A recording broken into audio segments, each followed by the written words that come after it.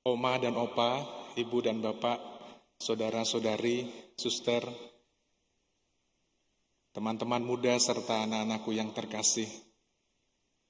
Kalau saya ingat-ingat selama saya ekaristi di tempat ini, mungkin ini ekaristi pertama saya di Sabtu sore. Terutama berjumpa dengan para oma dan opa, ibu dan bapak semuanya. Saya tidak akan menyebutnya lansia ya, tapi para oma dan opa sekalian. Saya lihat tampaknya masih segar-segar, sehat-sehat ya, dengan penuh semangat datang ke gereja. Itu sebuah kegembiraan kita bersama. Saya dari awal tadi ekaristi, sebelum ekaristi saya masuk, saya melihat bapak ibu semuanya berkumpul, saya melihat semua juga yang ada di atas. Saya melihat ngintip sedikit ada suster di sebelah kiri atas ya.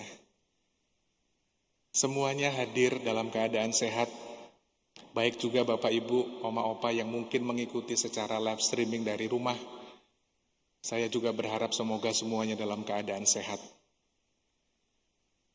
Sebelum saya ingin memasuki permenungan yang lebih dalam mengenai bacaan-bacaan yang ditawarkan pada sore hari ini,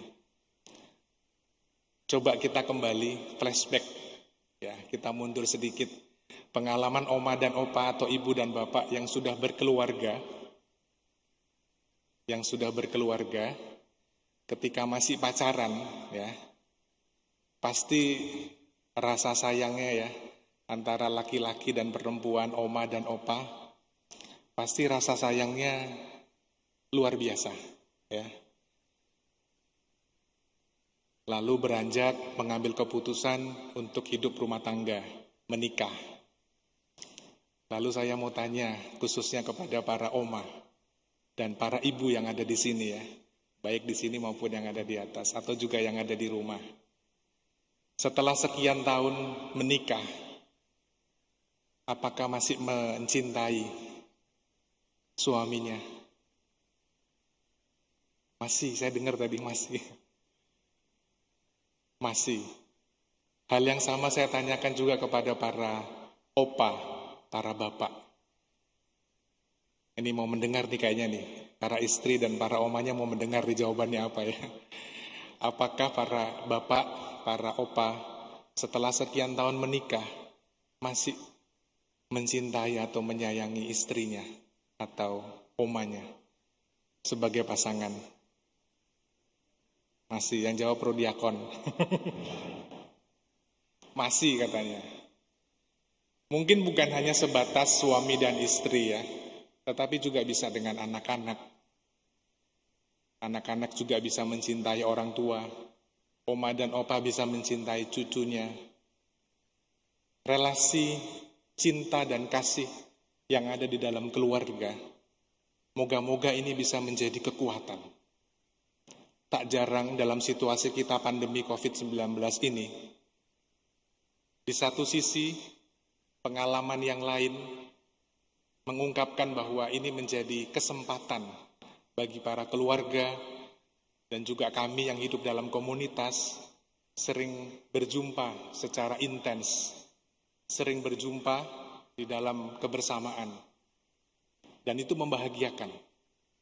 Yang biasanya sebelum pandemi sudah sibuk masing-masing ya, sarapan sebentar, mungkin gak sempat sarapan, langsung berangkat kerja dan seterusnya, pulang ketemunya malam. Tetapi karena sekarang musimnya bekerja dari rumah, atau mungkin sekarang sudah pelan-pelan bekerja, mulai masuk lagi, tetapi pengalaman kurang lebih hampir 1,5 tahun, 2 tahun ini, itu membuat kita, para keluarga dan juga komunitas, itu bisa berkumpul lebih sering. Itu di satu sisi pengalamannya seperti itu. Tapi tak jarang juga di sisi lain ada pengalaman yang mengungkapkan, Romo, semakin sering ketemu semakin sering bertengkar. Saya nggak tahu itu apakah benar atau tidak. Sering ketemu ya, mukanya dia lagi ya kan. Belum juga ketemu dengan anak-anak, semua situasinya online ya. Dari pagi semuanya yang orang tua bekerja online, anak-anak yang sekolah juga online, pokoknya semuanya online. Dan ketemu hampir 24 jam berada di dalam rumah. Ya mungkin bisa dipahami, di satu sisi mungkin jenuh ya. jenuh, tempatnya ya mungkin tidak terlalu luas, atau kalaupun luas ya seluas-luasnya kalau setiap hari berjumpa ya paling itu-itu aja ya. Itu bisa dipahami di satu sisi. Tetapi yang saya ingin sampaikan adalah kekuatan kasih dan cinta inilah yang mau kita hidupi bersama.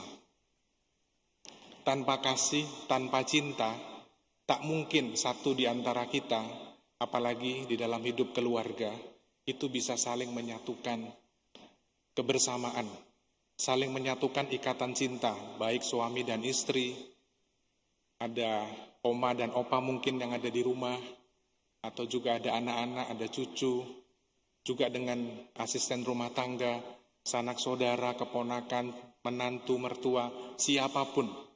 Tak mungkin kita bisa merajut kebersamaan kalau tidak ada yang namanya kasih dan cinta.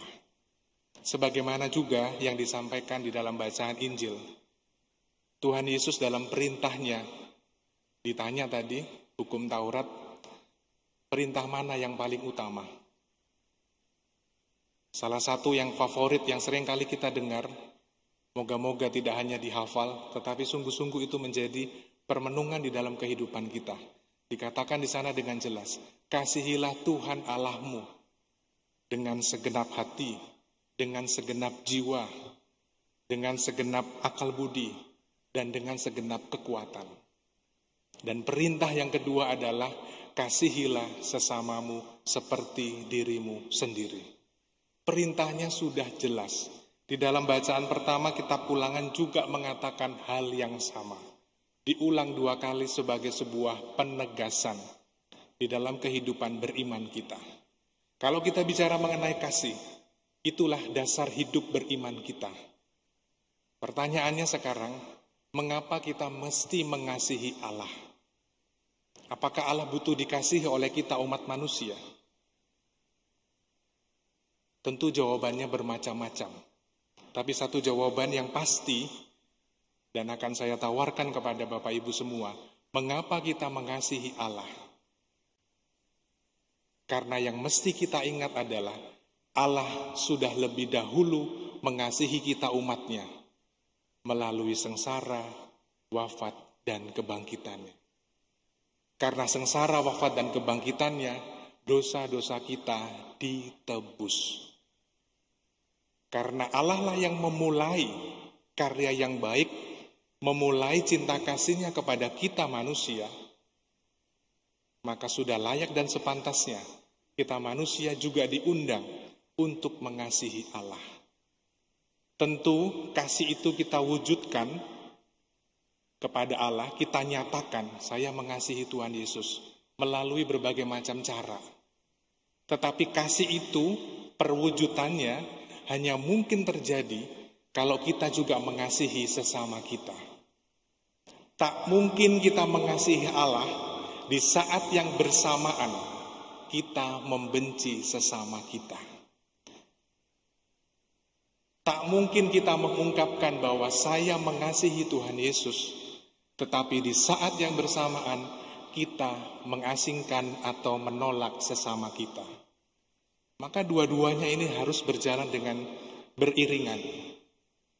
Ketika kita mengungkapkan bahwa saya mengasihi Tuhan Yesus, di saat yang bersamaan saya komitmen mengungkapkan perwujudan cinta kasih Allah itu kepada sesama. Ketika saya mengungkapkan dalam doa-doa saya, di dalam Ekaristi, tadi juga dimulai dengan ibadat Rosario, kita mencintai bundanya, berarti juga mencintai Tuhan Yesus sebagai putranya. Kita wujudkan di dalam kehidupan kita bersama, di dalam keluarga-keluarga, di dalam komunitas, maupun juga di dalam pelayanan kita. Maka dua-duanya ini berjalan beriringan. Saya yakin, Bapak, Ibu, Saudara-saudari sekalian, Oma dan Opa, saya lihat kalau diundang Zoom meeting ya, pelayanan doa, lalu kegiatan-kegiatan rohani, luar biasa aktifnya, luar biasa semangatnya. Saya sangat kagum sekali. Ada yang namanya doa koronka, itu jam 3 sore. Nanti belum lagi jam 12:30 ini mulai doa novena arwah. Karena minggu depan, hari Senin, kita akan mulai memperingati arwah selama 9 hari untuk mendapatkan indulgensi. Dimulai, saya lihat ada undangannya jam 12.30, bayangkan. Ya. Jam 3 sore, doa Koronka. Jam 6 sore, doa Santo Yusuf. Jam 9 malam, ada doa kompletorium, ibadat malam. Itu yang kelihatan, yang saya tahu. Belum lagi nanti di lingkungan-lingkungan. Ada pertemuan pendalaman iman dan seterusnya dan seterusnya. Moga-moga seluruh kegiatan rohani kita, pelayanan-pelayanan kita, sungguh-sungguh mewujudkan cinta Allah yang sungguh-sungguh lahir dari hati. Bukan hanya sekedar superficial, tapi sungguh-sungguh lahir dari hati. Dan itu yang menggerakkan kita untuk juga mencintai sesama kita. Setelah pelayanan, menyapa anak-anak di rumah.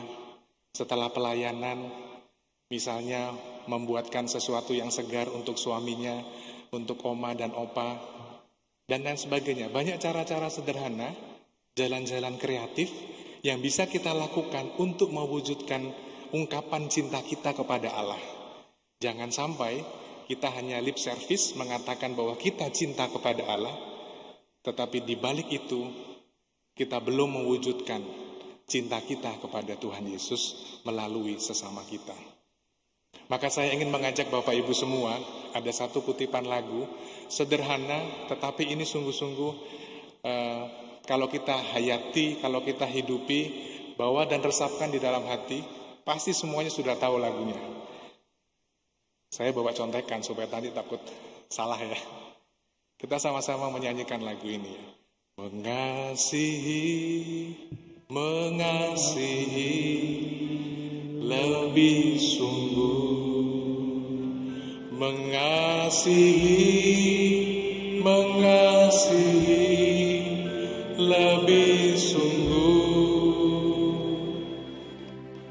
Tuhan lebih dulu mengasihi kepadaku, mengasihi lebih sungguh. Sekali lagi kita ulang bersama-sama. Mengasihi lebih sungguh,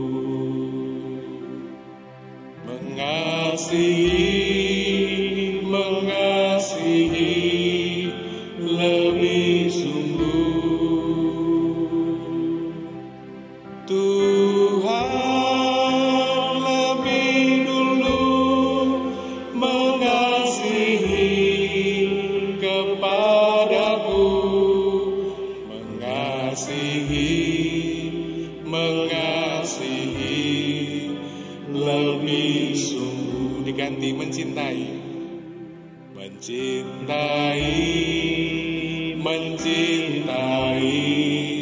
lebih sungguh, mencintai lebih sungguh. Tuhan lebih dulu mencintai kepadaku, mencintai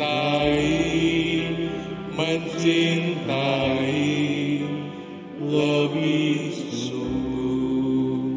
Dengan harapan ini, mari kita lanjutkan ibadah kita.